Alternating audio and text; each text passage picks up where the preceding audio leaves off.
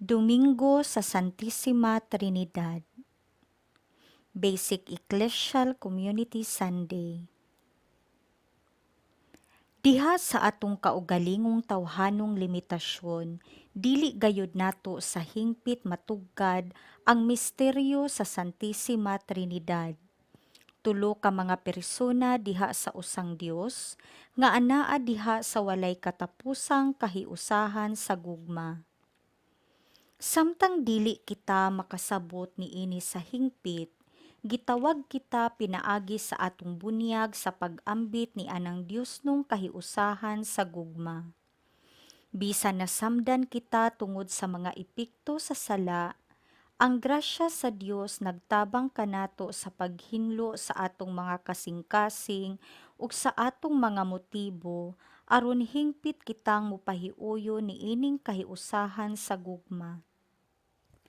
Diha sa gugma sa Dios, nagkinabuhi kita og nagalihok, ug diha nagagikan ang atong pagkakita. Gimugna kita tungod sa gugma sa Dios, nagkinabuhi aron moambit ni anang gugma, ug naglaom nga sa walay katapusan magpuyo kita uban sa Dios diha ni anang Dios nung gugma. Pamalandong. Diha sa akong bunyag, gitawag ako nga moambit ni anang walay katapusang kahiusahan sa gugma sa Santissima Trinidad. Nakaamgo ba ako niini? Pagbasa gikan sa basahon sa Exodo. Busa nagtabas si Moises og duha ka papan nga bato sama sa unang duha ka papan ug sayo pagkasunod buntag mitunga siya sa bukid sa Sinai ug gidala niya ang duha ka papan nga bato sumala sa gisugo sa Ginoo kaniya. Unya mikunsad ang Ginoo nga gilimisan sa panganod ug nagbarog didto uban ni Moises ug gilitok niya ang iyang ngalan, ang Ginoo. Miagi ang Ginoo sa atubangan ni Moises ug miingon, Ako ang Ginoo, ang Dios nga maluluy-on. Dili ako daling masuko ug hupong sa gugmang walay paglubad ug matinumanon. Mihapa dayon sa yuta si Moises ug misimba. Miingon siya, Kung tinuod gayud nga nahimuot ka kanako, hangyoon ko ikaw Ginoo sa pag-uban kanamo. Tig-a kaayo kasing-kasing kining maong katawhan, apan pasaylua ang among pagkadautan ug ang among kasalanan, ug dawata kami ingon nga imo na. Ang pulong sa Ginoo. Salmo responsoryo. Himaya ug pagdayig hangtod sa kahangturan.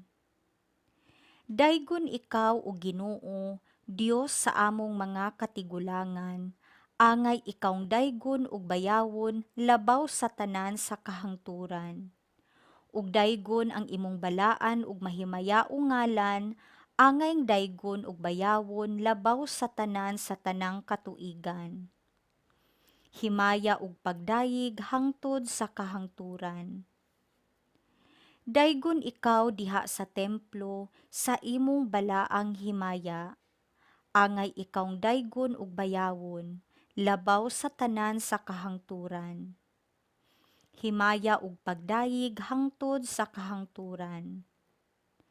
Daygon ikaw diha sa trono sa imong gingharian, angay ikawng daygon ug bayawon labaw sa tanan sa kahangturan. Himaya ug pagdayig hangtod sa kahangturan. Daygon ikaw nga nagadung-aw ngadto sa mga kahiladman, gikan sa imong trono diha sa mga kirubin, angay ikawng daygon ug bayawon labaw sa tanan sa kahangturan. Himaya ug pagdayig hangtod sa kahangturan.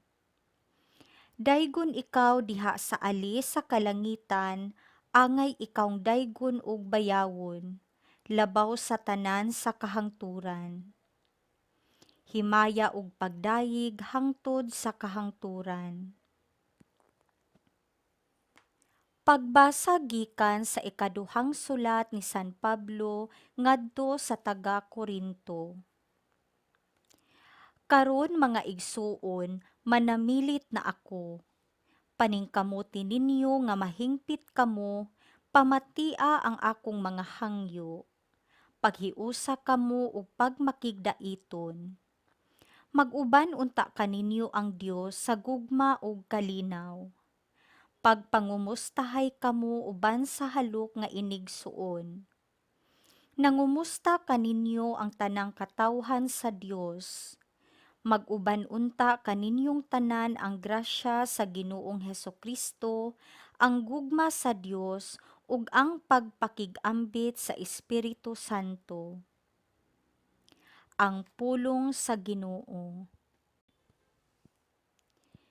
Pagbasa gikan sa santos nga ebanghelyo sumala ni San Juan. Si Jesus miingon kang Nicodemo, kay gihigugma pag-ayo sa Dios ang kalibutan ug tungod niini gihatag niya ang iyang bugtong anak aron ang tanan nga motuo kaniya dili mamatay, kundili makabaton hinuon sa kinabuhing dayon. Kay wala ipadala sa Dios ang iyang anak nganhi sa kalibutan aron pagsilot, kundili aron pagluwas niini. Ang tanan nga motuo sa anak dili silutan, apan kadtong dili motuo kaniya gisilutan na, kay wala man siya motuo sa bugtong anak sa Dios. Ang Ebanghelyo sa Ginoo.